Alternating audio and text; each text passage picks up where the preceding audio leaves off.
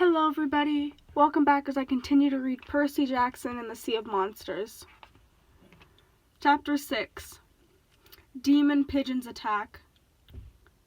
The next few days were torture, just like Tantalus wanted. First there was Tyson moving into the Poseidon cabin, giggling to himself every 15 seconds saying, "Percy's my brother," like he'd just won the lottery. "Aw, Tyson," I'd say, "it's not that simple." There was no explaining it to him. He was in heaven. And me, as much as I liked the big guy, I couldn't help feel embarrassed. Ashamed. There, I said it. My father, the all-powerful Poseidon, had gotten moony-eyed for some nature spirit, and Tyson'd been the result. I mean, I'd read the myths about Cyclops. I even remembered they were often Poseidon's children, but I never really processed that made them my family. Until I had Tyson living with me in the next bunk. And then there were the comments from the other campers. Suddenly, I wasn't Percy Jackson, the cool guy who retrieved Zeus's lightning bolt last summer. Now, I was Percy Jackson, the poor guy with the ugly monster for a brother. "He's not my real brother," I protested whenever Tyson wasn't around. "He's more like a half-brother on the monster side of the family. Like a half-brother twice removed or something." Nobody bought it. I admit it, I was angry at my dad. I felt like being his son was a joke now. Annabeth tried to make me feel better. She suggested we team up for the chariot race to take our minds off our problems. Don't get me wrong, we both hated Tantalus and we were worried sick about camp, but we didn't know what to do about it. Until we could come up with some brilliant plan to save Talia's tree, we figured we might as well go along with the races. After all, Annabeth's mom, Athena, had invented the chariot, and my dad created horses. Together we would own that track. One morning, as Annabeth and I were sitting by the canoe lake, sketching chariot designs, when some jokers from Aphrodite's cabin walked by and asked me if I needed eyeliner for my eyes. As they walked away laughing, Annabeth grumbled, "Just ignore them, Percy. It isn't your fault you have a monster for a brother." "He's not my brother," I snapped, "and he's not a monster either." Annabeth raised her eyebrows. "Hey, don't get mad at me. Technically, he is a monster." "Well, because you gave him permission to enter the camp. Because it was the only way to save your life. I mean, I'm sorry, Percy, I didn't expect Poseidon to claim him. Cyclops are the most deceitful, treacherous. He's not. What have you got against Cyclops anyways?" Annabeth's ears turned pink. I got a feeling there was something she wasn't telling me, something bad. "Just forget it," she said. "Now the axle for the chariot." "You're treating him like he's this horrible thing," I said. "He saved my life." Annabeth threw down her pencil and stood. "Then maybe you should design a chariot with him." "Maybe I should. Fine. Fine." She stormed off and left me feeling even worse than before. The next couple days I tried to keep my mind off my problems. Selena Beauregard, one of the nicer girls from the Aphrodite cabin, gave me my first riding lesson on a Pegasus. She explained that there was only one immortal winged horse named Pegasus, who still wandered free somewhere in the skies, but over the eons he'd sired a lot of children, none quite so fast or heroic, but all named after the first and greatest. Being the son of the sea god, I never liked going into the air. My dad had this rivalry with Zeus, so I tried to stay out of the Lord of the Skies domain as much as possible. But riding on a winged horse felt different. It didn't make me as nervous as being on an airplane. Maybe it was because my dad created the horses out of sea foam, so the Pegasus were sort of neutral territory. I could understand their thoughts. I wasn't surprised when my Pegasus went galloping over the treetops or chased a flock of seagulls into a cloud.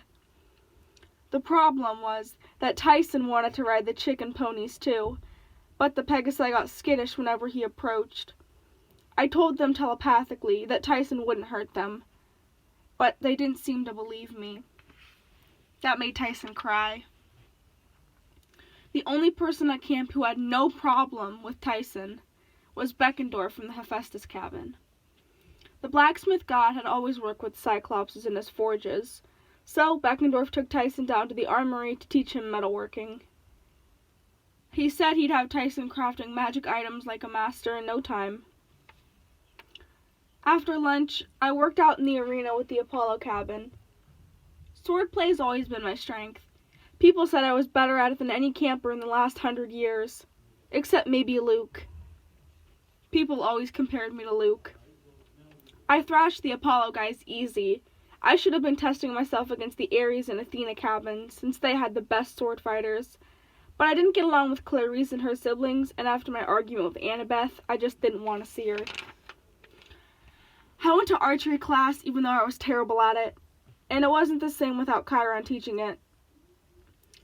In arts and crafts, I started a marble bust of Poseidon, but it started looking like Sylvester Stallone, so I ditched it. I scaled the climbing wall in full lava earthquake mode, and in the evenings I did border patrol.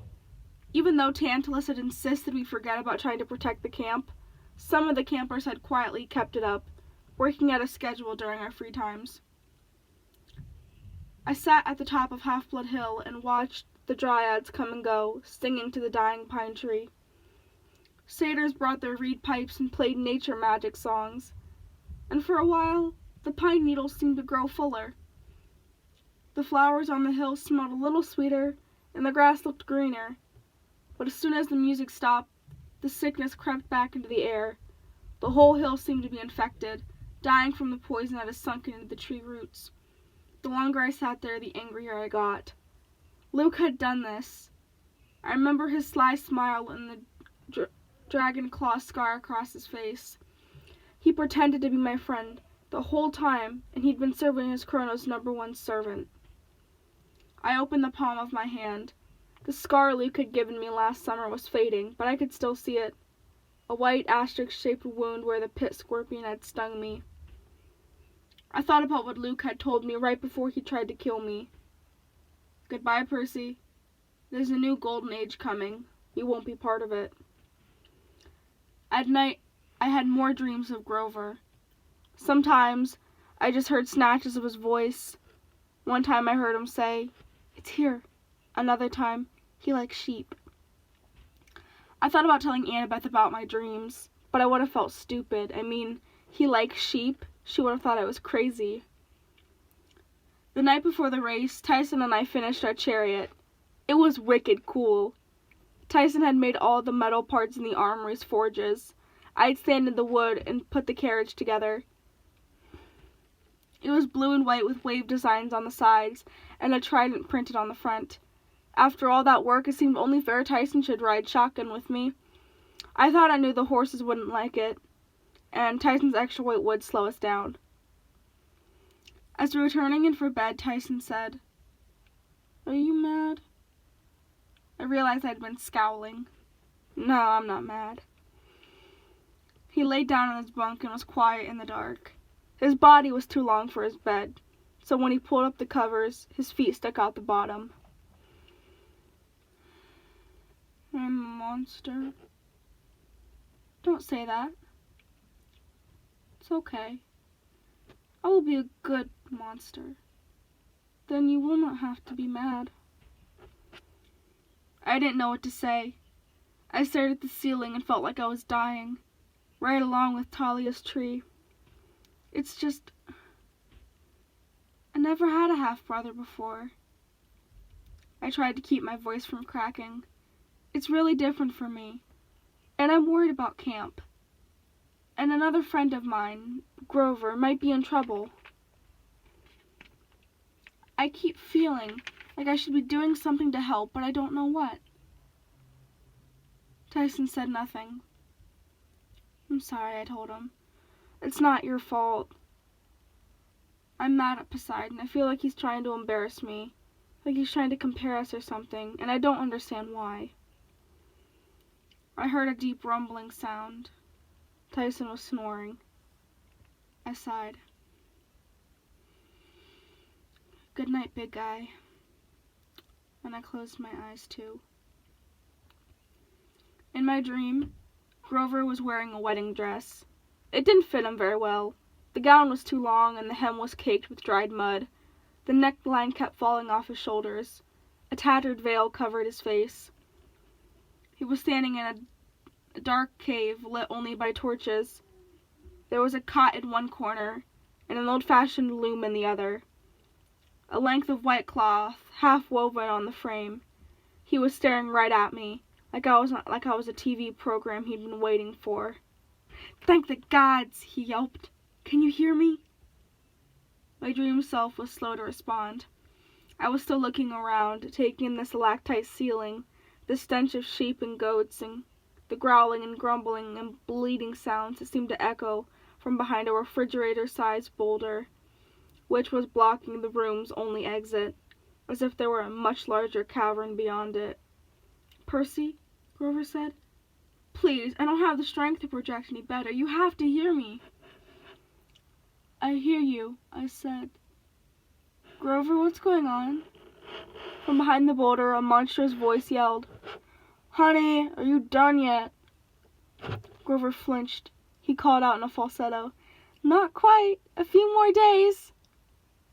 "Ah, hasn't it been 2 weeks yet?" No, just 5 days. That leaves 12 more to go." The monster was silent. Maybe trying to do the math. He must have been worse at it than I was, because he said, "All right, but hurry. I want to see under the veil." Grover turned to me. "You have to help me. No time. I'm stuck in this cave on an island in the sea." "Where?" "I don't know exactly. I went to Florida and turned left." "What? How did you—" "It's a trap," Grover said. "It's the reason no satyrs ever return from this quest. He's a shepherd, Percy, and he has it. Its nature magic is so powerful, it smells just like the great god Pan. The satyrs come here thinking they found Pan and get trapped and eaten up by Polyphemus." "Polly who?" "The Cyclops," Grover said, exasperated. "I almost got away. I made it all the way to St. Augustine." "But he followed you," I said, remembering my first dream, "and trapped you in a bridal boutique." "That's right," Grover said. "My first empathy link must have worked. Look, this bridal dress is the only thing keeping me alive.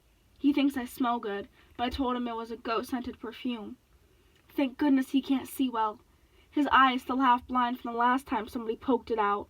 But soon he'll realize what I am. He's only giving me 2 weeks to finish the bridal train, and he's getting impatient." "Wait a minute. The Cyclops thinks you're—" "Yes, he thinks I'm a lady Cyclops, and he wants to marry me." Under different circumstances, I might have bust out laughing, but Grover's voice was dead serious. He was shaking with fear. "I'll come rescue you," I promised. "Where are you?" "The Sea of Monsters, of course." "The Sea of what?" "I told you. I don't know where. And look, Percy, I'm really sorry about this, but this empathy link, I had no choice. Our emotions are connected now. If I die, don't tell me I'll die too." "Maybe not. You might live for a few years in a vegetative state, but it would be a lot better if you got me out of here." "Honey," the monster bellowed. "Dinner time." Grover whimpered. "I have to go." "Hurry!" "Wait, you said it was here. What?" But Grover's voice was already growing fainter. "Sweet dreams. Don't let me die." The dream faded and I woke with a start. It was early in the morning. Tyson was staring down at me, his one big brown eye full of concern. "Are you okay?" he asked. His voice sent a chill down my back because he sounded exactly like the monster I'd heard in my dream. The morning of the race was hot and humid. Fog lay low on the ground like sauna steam. Millions of birds were roasting in the trees.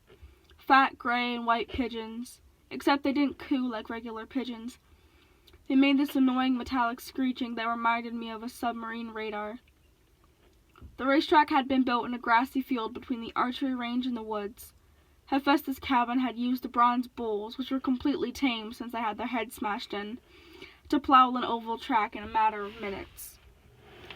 There were rows of stone steps for the spectators, Tantalus, the satyrs, a few dryads, and all the campers who weren't participating. Mr. D didn't show. He never got up before 10 o'clock. "Right," Tantalus announced as the teams began to assemble. A Naiad had brought him a big platter of pastries, and as Tantalus spoke, his right hand chased the chocolate eclair across the judges' tables. "You know the rules. A quarter-mile track, twice around a win, 2 horses per chariot. Each team will contest of a driver and a fighter. Weapons are allowed, dirty tricks are expected, but try not to kill anybody. Any killing will result in harsh punishment. No s'mores by the campfire for a week. Now ready your chariots." Beckendorf led the Hephaestus team onto the track. They had a sweet ride made of bronze and iron. Even the horses, which were magical automatons, like the Conchus bulls. I had no doubt their chariot had all kinds of mechanical traps and more fancy options than a fully loaded Maserati.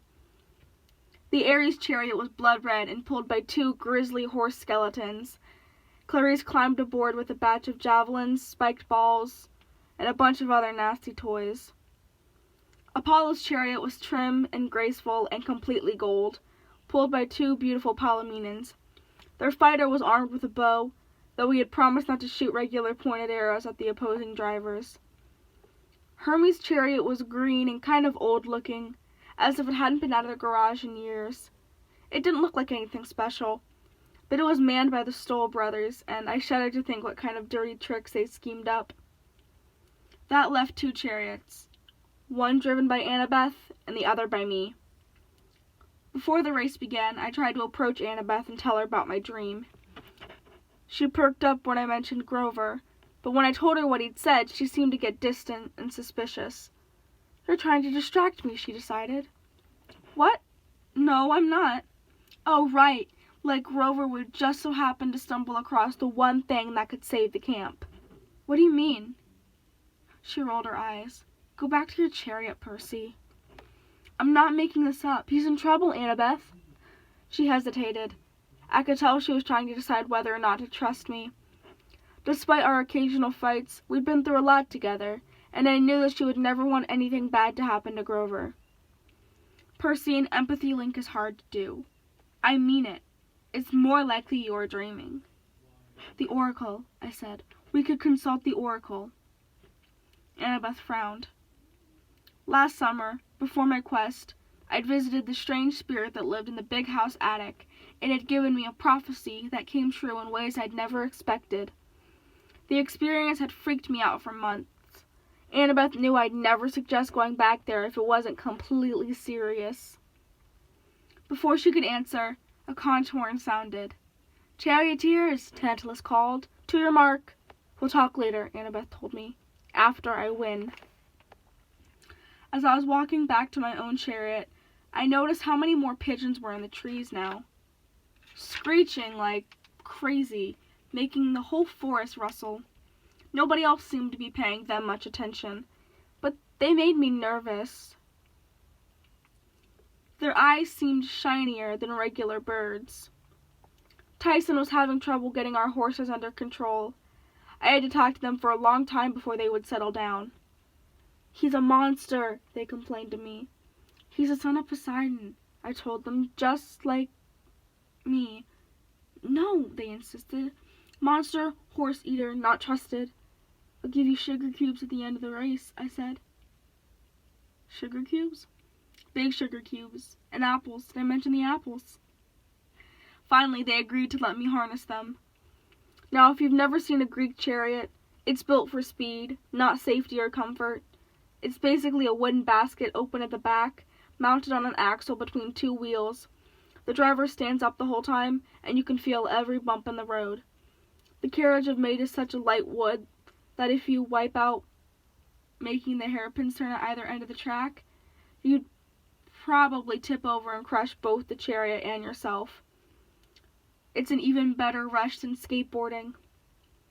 I took the reins and maneuvered the chariot to the starting line. I gave Tyson a 10-foot pole and told him that it's his job to push the other charioteers out of the way if they got too close, and to deflect anything they might throw at us.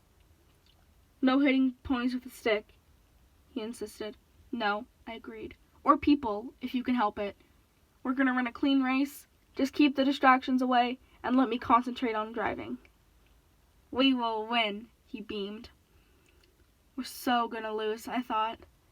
But I had to try.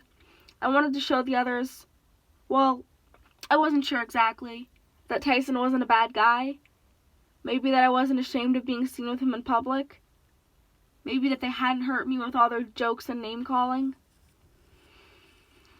As the chariots lined up, more shiny-eyed pigeons gathered in the woods. They were screeching so loudly, the campers in the stands were starting to take notice, glancing nervously at the trees, which shivered under the weight of the birds. Tantalus didn't look concerned, but he did have to speak up to be heard over the noise. "Charioteers," he shouted, "attend your mark." He waved his hand, and the starting signal dropped. The chariots roared to life. Hooves thundered against the dirt. The crowd cheered. Almost immediately, there was a loud, nasty crack. I looked over in time to see the Apollo chariot flip over. The Hermes cabin had rammed into it. Maybe by mistake, maybe not. The riders were thrown free, but their panicked horses dragged the golden chariot diagonally across the track. The Hermes team, Traver and Conestole, were laughing at their good luck, but not for long. The Apollo horses crashed into theirs. The Hermes chariot flipped too, leaving a pile of broken wood and 4 rearing horses in the dust. 2 charioteers down in the first 20 feet. I loved this sport. I turned my attention to the front. We were making good time, pulling ahead of Ares and Annabeth, pulling ahead of us, Ares. But Annabeth's chariot was way ahead of us. She was already making her turn around the first post, her javelin man grinning and waving at us. The Hephaestus chariot was starting to gain on us too. Beckendorf pressed a button, and a panel slid open on the side of his chariot. "Sorry, Percy," he yelled. 3 set of balls and chains shot straight towards our wheels. They would have wrecked us completely if Tyson hadn't whacked them aside with a good swipe of his pole. He gave the Hephaestus chariot a good shove and sent them skittering sideways while we pulled ahead. "Nice work, Tyson," I yelled. "Birds," he cried. "What?" We were whipping along so fast it was hard to hear or see anything, but Tyson pointed towards the woods, and I saw what he was worried about. The pigeons had risen from the trees. They were spiraling like a huge tornado heading towards the track. No big deal, I told myself. They're just pigeons. I tried to concentrate on the race. We made our first turn, but the wheels creaked under us. Our chariot threatened to tip, but we were only 10 feet behind Annabeth. If I could just get a little closer, Tyson could use his pole. Annabeth's fighter wasn't smiling now. He pulled a javelin from his collection and took aim at me. He was about to throw it when we heard the screaming. Pigeons were swarming, thousands of them dive-bombing the spectators in the stands, attacking the other chariots. Beckendorf was mobbed. His fighter tried to bat the birds away, but he couldn't see anything. The chariot veered off course and plowed through the strawberry fields, the mechanical horses steaming. In the Ares chariot, Clarice barked an order to her fighter, who quickly threw a screen of camouflage netting over their basket. The birds swarmed around it, pecking and clawing at the fighter's hands as he tried to hold up the net, but Clarice just gritted her teeth and kept driving. Her skeletal horse seemed immune to the distraction. The pigeons pecked uselessly at their empty eye sockets and flew through the rib cage, but the stallions kept right on running. The spectators weren't so lucky. The birds were slashing at any bit of exposed flesh, driving everyone into a panic. Now that the birds were closer, it was clear that they weren't normal pigeons. Their eyes were beady and evil-looking. Their beaks were made of bronze, and judging from the yelps of the campers, they must have been razor sharps. "Stymphalian birds," Annabeth yelled. They slowed down and pulled her chariot alongside mine. "They'll strip everyone to bones if we don't drive them away." "Tyson," I said, "we're turning around." "Going the wrong way?" he asked. "Always," I grumbled. But as I steered the chariot towards the stands, Annabeth rode right next to me. She shouted, "Heroes to arms!" But I wasn't sure anyone could hear her over the screeching of the birds and general chaos. I held my reins in one hand and managed to draw riptide as a wave of birds dived at my face, their metal beaks snapping. I slashed them out of the air, and they exploded into dust and feathers, but there were still millions of them left. One nailed me in the back, and I almost jumped straight out of the chariot. Annabeth wasn't having much better luck. The closer we got to the stands, the thicker the cloud of bird became. Some of the spectators were trying to fight back. The Athena campers were calling for shields. The archers from the Apollo cabin brought out their bows and arrows, ready to slay the menace. But with so many campers mixed in, it wasn't safe to shoot. "Too many," I yelled to Annabeth. "How do you get rid of them?" She stabbed at a pigeon with her knife. "Hercules used noise. Brass bells. He scared them away with the most horrible sounds he could." Her eyes got wide. "Percy, Chiron's collection." I understood instantly. "You think it'll work?" She handed her fighter the reins and leaped from the chariot into mine, like it was the easiest thing in the world. "To the big house. It's our only chance." Clarice had just pulled across the finish line, completely unopposed, and she seemed to notice for the first time how serious the bird problem was. When she saw us driving away, she yelled, "You're running? The fight's here!" She drew her swords and charged for the stand. I urged the horse into a gallop. The chariot rumbled through the strawberry fields and across the volleyball pit, and lurched into a halt in front of the big house. Annabeth and I ran inside, tearing down the hallway into Chiron's apartment. His boombox was still on his nightstand, and so were his favorite CDs. I grabbed the most repulsive one I could find. Annabeth snatched the boombox, and together we ran outside. Down at the track, the chariots were in flames. Wounded campers ran in every direction, with birds shredding their clothes and pulling out their hair, while Tantalus chased breakfast pastries around the stand, every once in a while yelling, "Everything's under control, not to worry." We pulled up to the finish line. Annabeth got the boombox ready. I prayed the batteries weren't dead. I pressed play and started up Chiron's favorite, the all-time greatest hits of Dean Martin. Suddenly, the air was filled with violins and a bunch of guys moaning in Italian. The demon pigeons went nuts. They started flying in circles, running into each other like they wanted to bash their own brains out.